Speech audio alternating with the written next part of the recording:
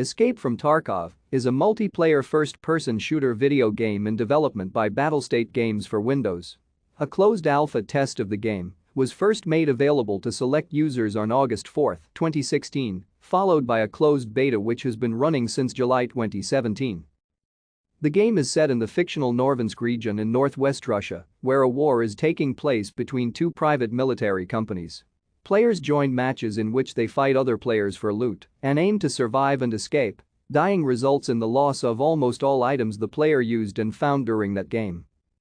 The developers of Escape from Tarkov refer to the game as a realistic and hardcore first-person shooter video game that borrows elements from massively multiplayer online games. In its current state, Escape from Tarkov incorporates several modes for the players to play: online PMC raids, scav raids, and a temporary offline mode.